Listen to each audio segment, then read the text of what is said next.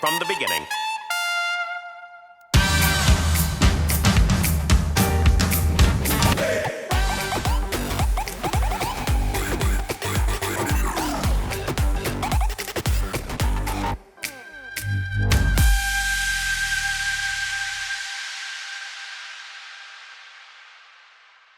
Hi guys! So we are on Mukbang with Sherry and I've got Rohan Joshi with me, and I have to tell you that this is the fanciest mukbang we've ever had. This is the first mukbang I've ever done, and I was like, I always thought it'd be like the two of us trying to eat like 40 hamburgers at once or something like that. So we are at I'm Souk down for this, at yeah. the Taj, and I've curated a very special menu for you. Yeah, this is amazing. So these are just our starters, guys. We're going to be here for a while, and this one's going to be a long mukbang. So yeah, we've got a great mezzi platter to start with. So you can start eating, and I was It's the hardest thing I've done in my life. Like just sit here, wait, this, yeah, right? while Like, we're ready to like, shoot. It's the hardest video I've ever done in my life. No, let's eat and let's talk. How are you? I'm good. How are you? I'm very well, thank you. So I wanted to start with something that I usually get into with most guests is, you know, your childhood and things before the whole, creator comedy space happened, because I feel like a lot of people don't really know about that. Okay. Yeah. So, where you grew up, siblings, no siblings,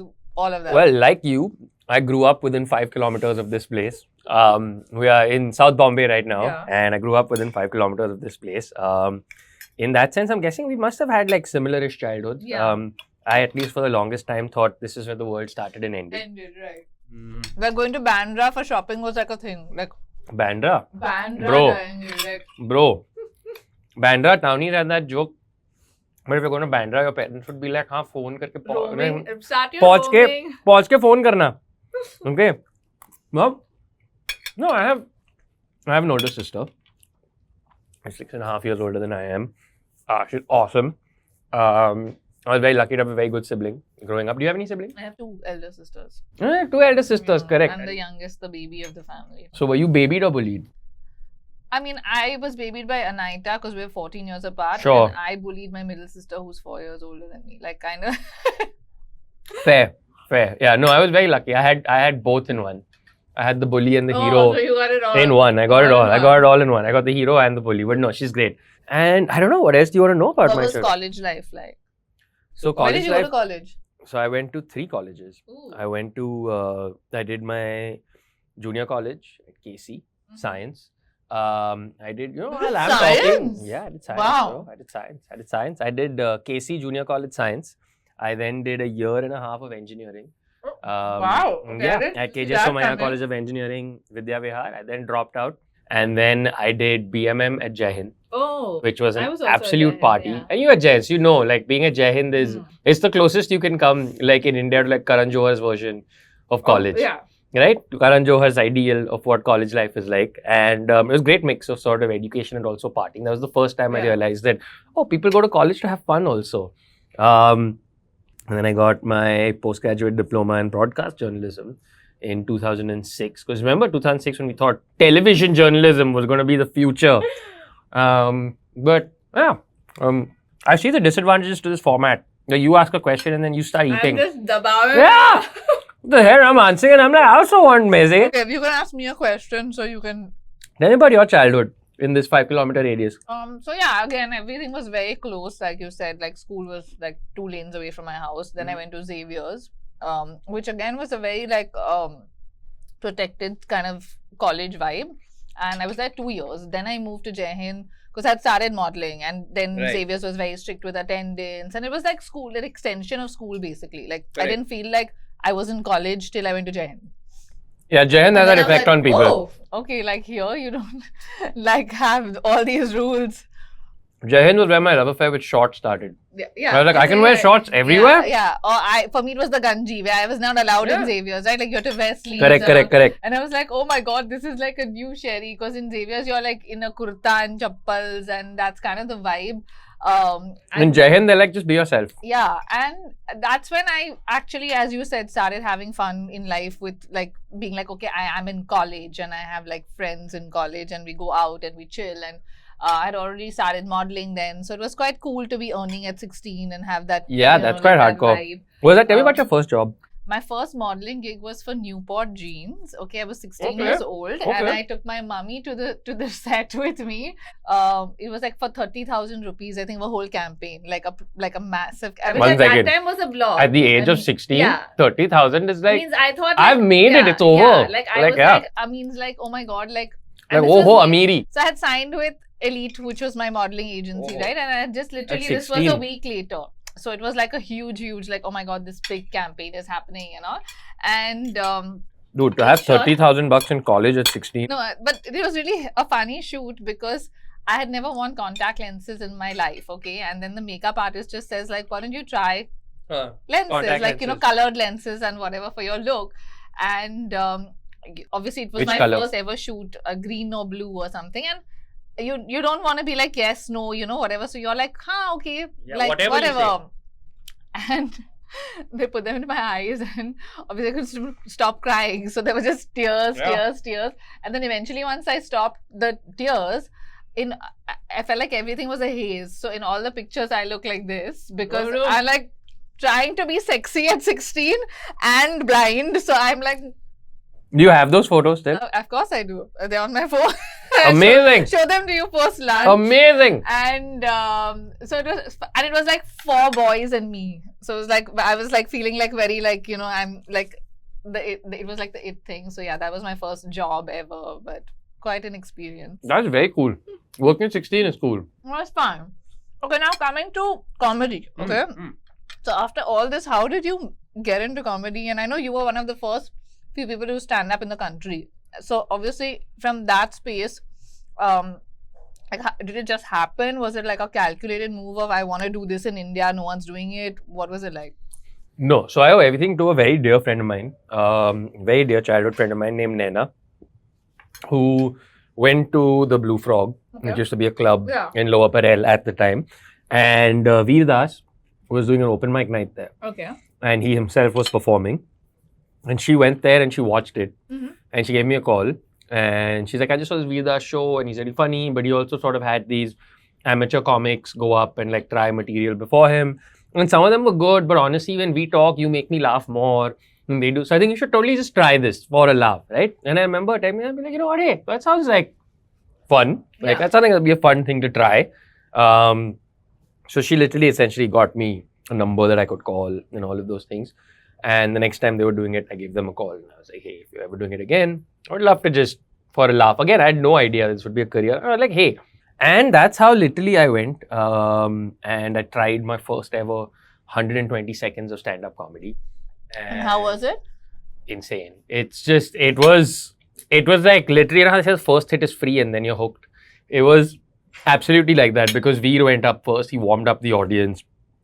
He did a great job. Now, if you do open mics, etc., now that the comedy scene has matured, if you go to an open mic, there's maybe like 10, 15 people in the audience. But this because Veer was performing, like 250 people in the audience. Wow. My first ever show. My first ever time I did comedy, there's 250 beautifully warmed up but people. But isn't that really scary? Yeah, it was. I mean, like intimidated. It was. Like, it absolutely was. I'm not going to lie. It was very scary getting up there on stage and it was all kinds of terrifying. But I remember making my first joke and the audience laughed. And that sort of wall of 250 people laughing and that wave rather, not wall, this wave of laughter sort of comes towards you and it hits you like a shockwave. And I remember there was this moment of, I don't know whether you allow swearing on your channel or not, but there was just this moment of, I'm fucked now because that was very addictive. That was a rush straight away. I was like, holy crap, if I can like do that this. was your moment of this is what I want to do. Like See, now we do this on YouTube, right? So you know what it's like to put a video out and then sort of see the world respond to it in real time. Yeah, of course, right? And this was sort of the most immediate version of that. Yeah. And I was like, holy shit, I would like to do this again. And Veer at the time was looking for people to work with him. Okay. So he was like, why don't you come and sort of work, you know, under me and write and perform and open for me and do things like that. And that was actually great because it was like getting thrown off the deep end in a way that most comics don't actually get to do now. Now you'll be on the open mic circuit for a while, end up doing small shows. Kind of break into like but with Veer at that time, it was literally like, okay, we're writing this show this weekend. I have to perform in Bangalore for 1,000 people. You're doing 10 minutes up top. It was a lot of learning compressed into a very short time. And we sort of had to grow up very quickly on stage. Right. So you never really planned to be a comedian. Like it was not some. It just happened, right? Like as in there was no real like thought process. Like I know because with a lot of people. So for example, with my sister, like styling was another career that didn't exist in India when she wanted to do it. But like she saw stylists there, and she's like she actually. I remember the moment where she said to me, this is what I want to do and this is what I'm doing. Right. But it doesn't exist here. So it's going to, like, as in I'm going to have to work in magazines. I'm going to have to, like, build that space.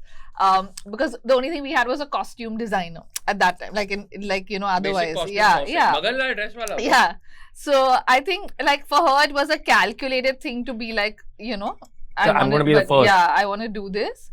But I think like like you and me, even for me, I didn't know what I was getting into when I started YouTube. It wasn't like a thing of like, I know this is going to be my career. I just knew. Sorry. Please tell me this happens in all mukbang videos. It does everyone, and everyone's like, how do you eat and we're all like audio. But all I knew growing up, see, there was a point where I thought I was going to be an engineer. You have to remember this. So I did science and I did a year and a half of engineering. But outside of that, the only other sort of non-traditional path I saw myself going down was the only other skill I had. And the only skill I still sort of say I have and hang on to is I knew I was going to be a writer. Right. In some regard. Yeah. Whether that meant writing articles, whether that meant broadcast journalism, whether that meant any of that stuff, I knew that my career would probably involve it in some stringing way, words together in some way. And that's all I really knew in terms of once engineering was no longer a thing. Right. That's sort of the direction I was going in. The idea that writing would then sort of take this comedic form of doing stand-up and doing videos on YouTube and doing all of those things, I had no idea. And that was just something that I'm going to say happened organically, choice by choice. And how did AIB happen? Like, how did you guys meet? And oh yeah, thank you. That what? Is that shawarma? Yeah, a falafel. A falafel. Yeah. Amazing. Well, because again, I think you guys were the first comedy collective in the country. I don't think there was anyone before you guys. Tanmay and I were writing together. There used to be, I don't know whether you remember or not, a teen magazine called JLT. Yeah. Right? I used to write for JLT. He used to write for JLT. We then started writing sort of TV shows together for Channel V, etc. Right. We used to write anchor links, etc. Once we both started doing comedy, we also started working with Veer. We started writing. So we spent a lot of years writing scripts for movie award shows. Right. So if there's a movie award show, you've seen we've written it. It's probably written by you guys. Filmfare, Stardust, Starscreen, you name it. We have taken a crack at it, right? We have taken a crack at it at some point between 2011 and 2013. Great fun. But we sort of started doing it together, and around this time, Khamba moved to Bombay for a higher education. Tanmay and him started recording the podcast. They just started hanging out because they used to talk on Twitter. All of us used to just sort of talk on Twitter because Twitter was picking up at that time. And they started doing this podcast, and a couple of episodes in, Ashish and I joined them, and we started doing this. And all four of us were individually doing stand-up comedy at this time. So we just sort of had this light bulb moment where we were like, you can pull 20 people, you can pull 20 people, you can pull 20 people, I can pull 20 people. We did a show together. That's like 80 to 100 people that we can get in a show. And that's how we did our first live show together. Right. And 2013, I mean, a year or year and a half of doing that successfully. Mid 2013 is when YouTube is what happened. When YouTube approached us, where we met the first YouTube Fan Fest, and that was when Anchal from YouTube approached us and said, "You guys want to make content for YouTube?" And we were like, "We're a bunch of live stand-up comedians. How are we supposed to do this?" And she was just like, "Give it a shot," and we did, and it was excellent. And after that, I think one thing led to the other, and the rest is all out there on the internet for everybody to see. Okay, so our mains are here, Rohan. Are you ready? I am ready. I love. Do you like Middle Eastern? I mean, we're here. I love Middle Eastern food. Like especially with like meat. Yeah. I feel like they were like, okay, देखो desert में पानी नहीं है. लेकिन what we will do with meats and dairy and like chickpeas. Like for me, this is like my favorite meal. Oh man, it's just everything looks divine. Would you like some of the fish as well? I would love some of the fish. I love how we tables have turned since you're serving me now. Can you also ask me a question? Yes, I have a question for you. I think it's a pertinent question because you, like me, have been around since the Wild West days. The Wild West days of YouTube. So I actually want to ask about sort of this thing because at least right? Like in our case, we started sort of this. Yeah. Would you like some? Please. We started with like this collaborative, Yeah. there were 4 of us, etc. But you sort of, it was your channel. Like it was was me and still a is all webcam. you. It was you and a webcam, and it still is all of you and a webcam. And the reason I want to sort of ask about your journey, especially, and sort of what you learned from it, is because I know that you've sort of also been on this path where like you had a channel, and Yeah. then for reasons you sort of had to like sacrifice Yeah. that channel, and then you sort of had to rebuild from scratch. And anybody who's been online knows that like sort of in a way giving up a channel is like giving up. It's like giving up a property. Yeah. It's like Like a giving up baby. capital. Like you feel like it's my thing. Yeah, so- or like yeah, capital, yeah, right? yeah. Because today you've Yeah. built followers, you built all of that is capital, and Yeah. you've given that up, and you've sort of had to do it again. And especially given that people are now starting in a very different environment Yeah. from the environment we We started in, what do you think you learned from sort of the Wild West days? Yeah. And what do you think from that applies, you think, even today Today? to people starting out? So I think I've asked such a complex question, so I can that eat you in can peace eat for a like while. your main Yeah, like I've dinner. thought this through. So I think, yeah, so I mean, I was with an MCN and it was their channel that I kind of started on because they approached me and said, would you like to video blog and stuff? And when I was with them, I think we went, thank you, from 3,000 subscribers to like 15,000 or 20,000 in those like, you know, in that span of whatever months that I worked with them. And of course, they were also, I guess, pumping money into the channel and all, which was why it was happening rapidly then. But obviously, I was not aware of all of that. And I thought, okay, this is my channel and my, you know, like baby, where I'm like, oh God, I've like now put so much into it. So the content was all you. Yeah. And it started with me going in thinking, oh, it's like a modeling gig where you go and shoot and leave like 6 videos a day, you know, whatever, like factory kind of situation. But then as I got more invested, obviously, I was like ideating, sitting on thumbnails, doing more than my job, because it was like, I was like, It's never just, oh, you know, ready to show up. Yeah. I'm kind of like you, YouTube approached me at an event and were like, why don't you start your own channel? Which to me seemed like, how can I even do that? You know, like, because with the network, obviously, they were producing the content, someone was editing, someone was shooting, I was just doing my stuff. Then I kind of was like, you know, and because we used to shoot so much content, we used to bank content, right, obviously. And then I thought, you know what, Sherry, let's take a break and do 2 months. Like, tell them we have enough content and the content looks dated, obviously, if you keep just, you know, like Doing the same. So let's take a break for 2 months and then let's just test and see if I can actually do something on my own. Right. And I was at a wedding. I remember my cousin's wedding in Jaipur, and my sister was supposed to come with me, but then last minute ditched, and it was only me in a hotel room and my MacBook Air at the time. And I thought, you know, why not try filming a get ready with me video, which is the second video on this channel still. That was the test that I did. So say, in my head, I said, if I do this video, like if I can shoot it and edit it on my own, then I can leave the network and start my channel. And I did it, and I was like, wow, not so hard, maybe I can do it, whatever. And then when I left, they were also like, you know, you're never going to make money and all on your own, because obviously we are paying you for videos. You're nothing without me, nothing. And I thought, okay, you know, whatever, now's the time to take that leap of faith, because this is never going to be mine. And I love what I'm doing. So even if there's and there was no money anyways, no one was paying us other than, like, there were no brand deals and all of that. So I was like, you know, might as well just do it. And it took a while, because obviously I remember when we were at the Fan Fest, which was March. I think I left the network in November. I was around at 2,000 subscribers then, which was obviously, then I was like, why is it so slow? Because I had like 15,000 there. And then as that whole struggle of an independent creator came in. And also, I think followers then were much harder to grow, right? Like, because we didn't have the social media tools. Like, you couldn't share stuff here and be like, follow me here, follow me there, whatever. It was literally... Also, the user base was just smaller compared to now. And slower process. And I think that whole thing took so long that has taught me so much, where I feel like today, numbers are not so important to me. Like, I feel like a lot of the newer creators are still in this whole number game in their head of like, oh my God, you know, we had to get like to this point, you had to get to that point. I'm like, no, you don't. You just need to create great content and like that's it. Go on, you know. That's it. And also that things will change, like algos are going to change, platforms will come and go. That's always going to happen. I'm just gonna. And I've been eyeballing it. Yeah.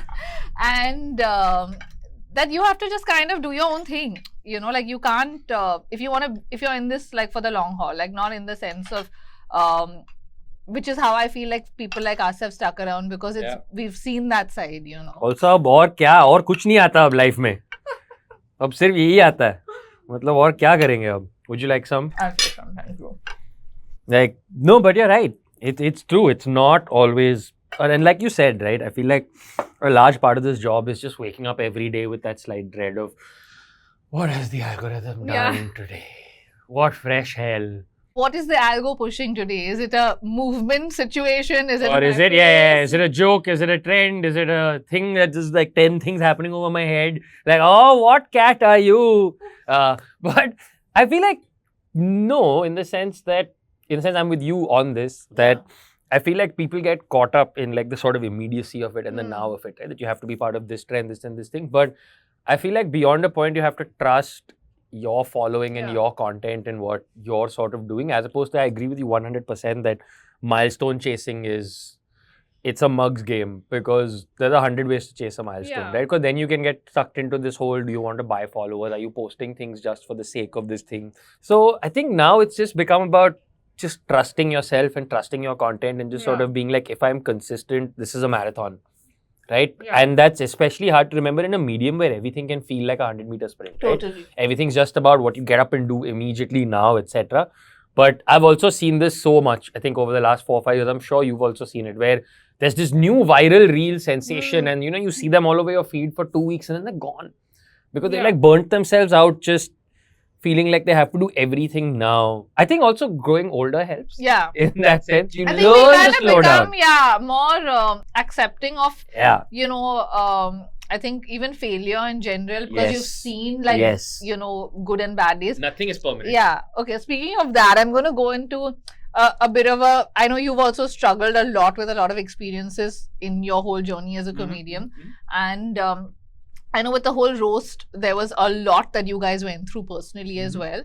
And, you know, what was that experience like for you? Because I know you guys have all come out stronger, obviously, but it was just, I didn't even expect it. Like, as I was watching the roast, I thought it was incredibly funny. And I was like, oh my God, this is so cool. You didn't expect it. Believe us. Believe me.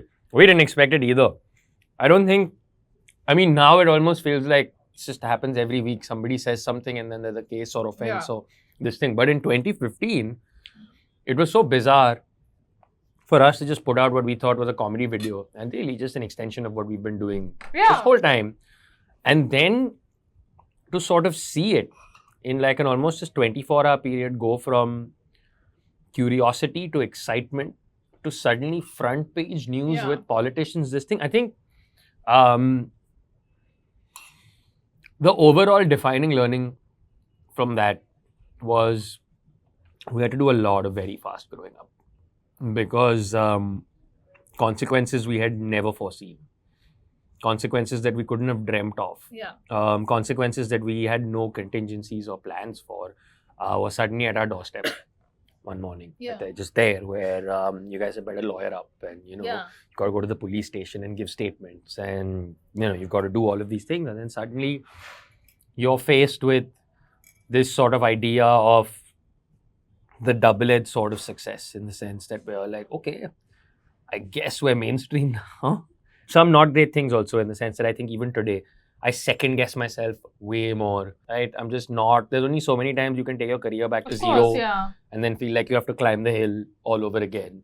But also I think, I don't want to frame it as a negative experience because even today, right, when I'm walking down the street or when I'm on a flight or when I'm sometimes in the strangest of places, I will find people coming up to me and the defining emotion from them is still very much love, where it's like, man, and now it's been long enough that there's people who are like 19 and 20 now who will come up to me and be like, man, I was 14 when that thing came out and it changed my world and thank you so much and all of those things. And it just feels so nice to feel like for all the shit that went down when it came out, what you're left with and what most people seem to be left with is just this feeling of, we enjoyed that. That was awesome. Thank you for an hour of like great fun in our lives. And you know what? If that's the net total result of the roast, then all in all, hey, happy to help.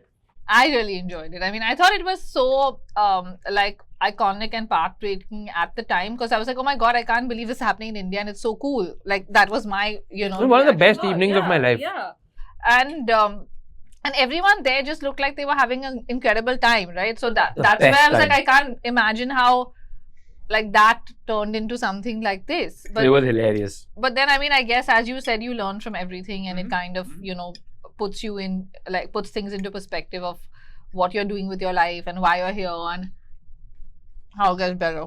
But yeah, I guess that's the learning. I mean, this is like a kind of full circle moment for us when we think of it today. A lot of you probably don't know, but or you do know, but Rohan and me have a F1 podcast, which is like every week during the season on Rohan's channel. And if you told me in 2013, 2014 when we met, we'll be doing this together. Then a decade from now we'll be doing an F1 podcast. Together. We'll be like, क्या बात कर रहा है तू? Like, you would have never thought of it, right? So it's quite wild to think that me doing an F1 podcast with a person who has a photo with Lewis Hamilton.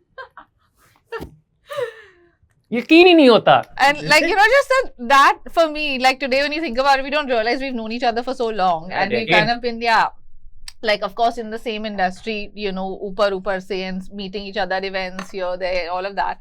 But now we have like a legit connection. Like so, I think the Hamilton connection. The Hamilton connection. But it's quite wild. So I mean, it's crazy that I feel like we've had this whole experience together, and now it's a long way from the heat of Bandra Amphitheatre and that first fan fest to sitting like 30 stories above at like the #1 restaurant in like the city, discussing our lives. Like, oh my god. Okay, are you ready for some dessert and a rapid fire? I am ready for dessert. Okay. I'm absolutely ready for dessert. I'm not ready for rapid fire, but if it comes with dessert, it's both. Hoga. You have to deal with both at once. That's fine. Dessert makes everything possible. Okay, so our dessert is here. We have baklava. We've got baklava, yeah, and we've got something else as well. Called omali. Oh. From the Alexandrian Empire, baked phyllo pastry and reduced milk. Okay, and we have rose petal ice cream. Well, go for it. I've got my rapid fire, so you can eat while I quiz you. And don't finish it because I also yes. That now how fast you ask with the commitment which you went in with, I'm a bit nervous. Okay, one overrated and underrated show you watched recently. One overrated and underrated show that I watched recently. One overrated and one underrated. Okay, underrated. I have to say Doom Patrol. And overrated. What's an overrated show I saw recently? Okay. Bridgerton. No! बोल दिया, बस बोल दिया. हो गया, बोल दिया मैंने. All-time favorite movie? The Matrix. Oh, okay. Not even now. One F1 driver you wouldn't want to be stuck in a car with. This is in honor of our podcast, guys. Please watch us every race. F1 driver I wouldn't want to be stuck in a car with. And you have to give us a reason also. Nico Rosberg. Because I don't want to upset his chances of defeating world champion Lewis Hamilton in equal machinery. And if I get in his car with him, then the weight distribution will be off.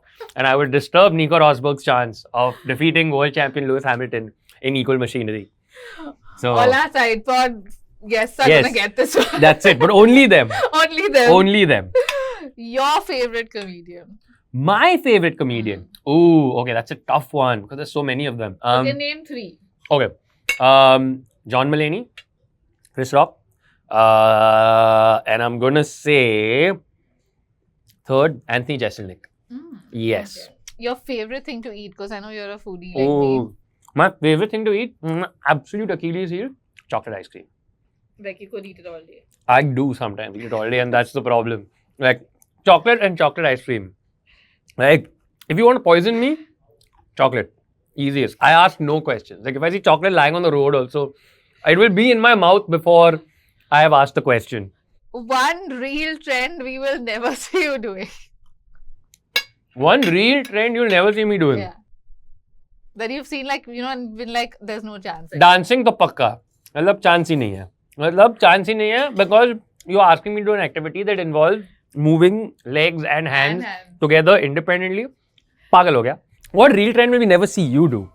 I I also think I have done dance reels, but the very basic ones. Like I'm also not very coordinated. Yeah, so I have no coordination. I remember when we were in a dance class together at on one of our trips, okay, and we were at this place, and the teacher just completely ignored me, and everything was because Vaibhav is one of those students, who goes in for Oh, that! Oh God, that's so irritating.